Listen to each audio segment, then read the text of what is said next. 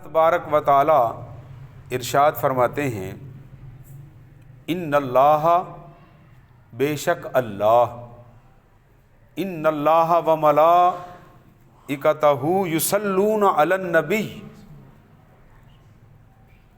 بے شک اللہ اور اس کے ملائکہ اس کے فرشتے نبی اکرم صلی اللہ علیہ وآلہ وسلم پر درود بھیجتے ہیں بھیجتے رہیں گے۔ یا ایھا الذین آمنوا اے ایمان والو صلو تم بھی درود بھیجو علیہ وسلموا تسلیما نبی اکرم صلی اللہ علیہ وآلہ وسلم کی ذات اقدس پر تم بھی درود بھی بھیجو اور خوب خوب سلام بھی عرض کرو۔ اہل ایمان کو یہ زیادہ اعزاز عطا فرمایا گیا ہے۔ اب یہاں توجہ فرمائیں،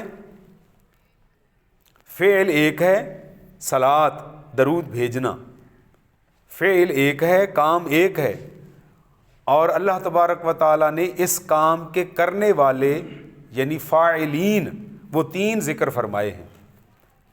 فاعل کا معنی کام سر انجام دینے والا، فعل کام کو کہتے ہیں۔ اس آیت کریمہ میں فعل صلاۃ کے فاعلین کتنے ہیں؟ تین، اللہ تبارک و تعالیٰ کی ذات اقدس، اس کے نوری فرشتے اور اہل ایمان۔ لفظ ایک ہے لیکن اس کے معنی کا تعین علماء نے قرآن و حدیث کی روشنی میں یوں فرمایا کہ جب فعل صلاۃ کی نسبت اللہ تعالیٰ کی ذات پاک کی طرف کی جائے گی تو اس کا مطلب یہ ہوگا کہ پروردگار عالم اپنے ملائکہ کی بھری محفل میں ان کے سامنے اپنے پیارے محبوب علیہ الصلاۃ والسلام کی تعریف فرماتا ہے۔ آپ سرکار کی تعریف اللہ پاک فرماتا ہے فرشتوں کے سامنے۔ یہ مطلب ہے اللہ تعالیٰ کے درود و سلام بھیجنے کا۔ اور جب اس کی نسبت ملائکہ کی طرف ہوگی تو اس کا مطلب یہ ہے کہ جو لوگ، جو خوش قسمت انسان نبی اکرم صلی اللہ علیہ وآلہ وسلم کی ذات اقدس پر درود و سلام بھیجتے ہیں، فرشتے ان کے لیے دعائے خیر فرماتے ہیں، دعائے مغفرت فرماتے ہیں۔ اور جب صلاۃ درود بھیجنے کی نسبت اہل ایمان کی طرف کی جائے گی تو اہل ایمان اللہ کی بارگاہ میں پھر عرض کرتے ہیں اللہم صلی علی محمد وعلی آل محمد وبارک وسلم۔ اہل ایمان کو تو حکم ہوا کہ تم درود و سلام بھیجو، لیکن اہل ایمان درود و سلام کے الفاظ کیا ادا کرتے ہیں؟ اے اللہ تو اپنے محبوب پر درود و سلام بھیج۔ اس کا مطلب یہ ہے کہ انسان اپنی عاجزی کا اعتراف کرتے ہوئے کہتے ہیں کہ ہم کیا جانے اللہ نے اپنے محبوب کو کیا کیا شانیں عطا فرمائی ہیں، اس لیے اللہ ہی بہتر جانتا ہے کہ اس نے اپنے پیارے محبوب کو کیا بلند مرتبہ اور کیا عظمت اور کیا شان عطا فرمائی ہے۔ لہٰذا اے ہمارے رب، ہم تیری بارگاہ میں عرض کرتے ہیں تو اپنے محبوب پر ہماری طرف سے بھی درود و سلام بھیج۔ یہ ہے درود و سلام کی عظمت اور برکت۔ اور نبی اکرم صلی اللہ علیہ وآلہ وسلم پر درود و سلام اللہ کی طرف سے بھیجنے کا ایک مفہوم یہ بھی ہے کہ اللہ پاک نے حضور کے لائے ہوئے دین کو تمام ادیان پر غالب فرما دیا۔ آپ کا کلمہ شریف پوری کائنات میں جاری و ساری فرما دیا۔ ہر کوئی حضور علیہ الصلاۃ والسلام کی عظمت کے گن گا رہا ہے، اور احادیث میں بھی درود و سلام کی بڑی تاکید فرمائی گئی ہے۔ پہلی بات تو یہ ہے کہ فرشتے ان خوش نصیب لوگوں کے لیے دعائے خیر اور دعائے مغفرت فرماتے ہیں، یا اللہ ان پر اپنا فضل فرما جو تیرے نبی پر درود و سلام بھیج رہے ہیں۔ اور صحیح مسلم شریف میں وہ حدیث پاک موجود ہے جس میں سرکار علیہ الصلاۃ والسلام نے ارشاد فرمایا کہ جو مجھ محمد پر ایک دفعہ درود و سلام بھیجتا ہے، اللہ اس پر 10 مرتبہ درود و سلام بھیجتا ہے، یعنی اس پر اللہ پاک کی طرف سے 10 رحمتیں نازل ہوتی ہیں۔ اور ترمذی شریف کی حدیث پاک میں نبی پاک علیہ الصلاۃ والسلام نے ارشاد فرمایا کہ کنجوس ہے وہ شخص، بخیل ہے وہ شخص جس کے سامنے میں محمد کا نام مبارک لیا جائے اور وہ درود و سلام نہ پڑھے، اس سے بڑا بخیل کوئی نہیں ہے، وہ کنجوس ہے۔ اور اسی درود و سلام کی عظمت تو دیکھیں، ہم نماز پڑھتے ہیں، اتحیات میں بیٹھتے ہیں، التحیات للہ والصلوات والطیبات السلام علیک ایھا النبی، یہ تشہد کہلاتا ہے۔ اس عربی عبارت کا نام کیا ہے؟ تشہد۔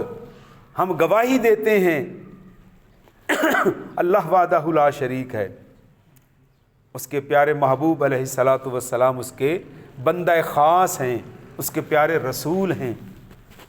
تو تشہد کے بعد ہم درود شریف پڑھتے ہیں، درود ابراہیمی پڑھتے ہیں۔ تو آپ کو پہلے بھی ماشاءاللہ آپ کے علم میں ہے، آج اس فقیر سے دوبارہ سن لیجئے کہ تشہد کے بعد درود شریف پڑھنا یہ سنت ہے۔ نماز کے اندر درود شریف پڑھنا یہ سنت ہے، اور درود و سلام کے بے شمار صیغے ہیں، قرآن و حدیث سے ثابت ہیں۔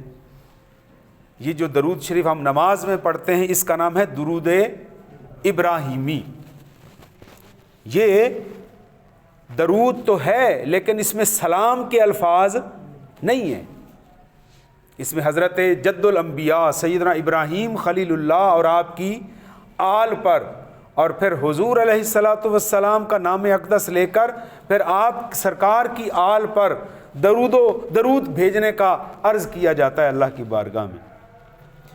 تو نماز میں تو صرف اور صرف ہم درود ابراہیمی پڑھ سکتے ہیں، اور نماز سے فارغ ہونے کے بعد آپ جو بھی درود شریف پڑھیں اس میں سلام بھی ہونا چاہیے، کیونکہ پروردگار عالم نے جو اہل ایمان کو حکم فرمایا، یا ایھا الذین آمنو، اے ایمان والو تم درود بھی بھیجو، علیہ وسلموا تسلیما، اور درود شریف کے ساتھ ساتھ میرے محبوب کی بارگاہ میں سلام بھی بھیجو۔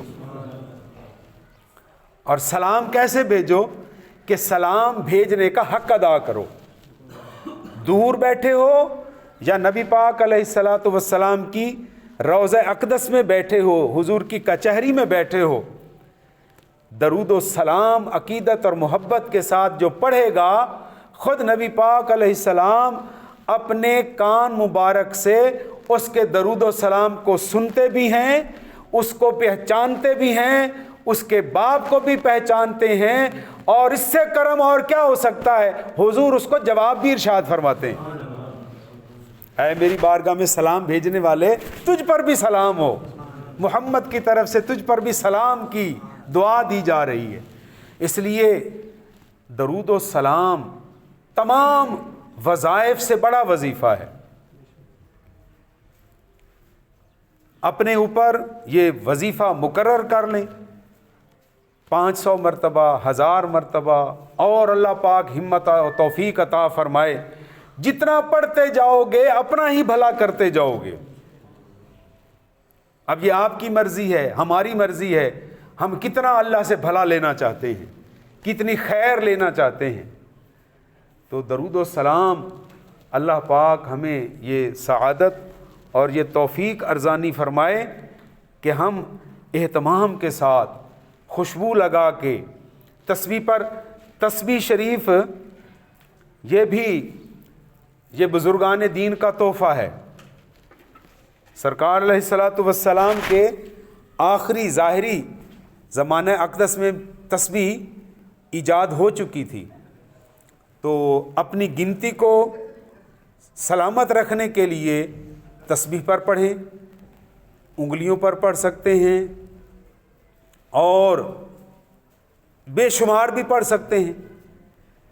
تو جتنا آپ درود و سلام اللہ کے محبوب کی بارگاہ میں عرض کرتے جائیں گے، رب رحمان اتنا کرم فرماتا جائے گا۔ اور یقین جانیے احادیث میں، بے شمار احادیث میں شوق دلایا گیا ہے کہ اے میرے امتیو، مجھ محمد کی ذات پر درود و سلام بھیجتے جاؤ اور اپنے دنیا اور دین کے کام کو سنوارتے جاؤ، چاہے کوئی دین کا کام ہو یا دنیا کا۔ درود و سلام کی برکت سے وہ جو کام رکے ہوئے ہوتے ہیں، جو کام غلط ہو جاتے ہیں، درود و سلام کی برکت سے اللہ پاک انہیں بھی سیدھا کر دیتا ہے۔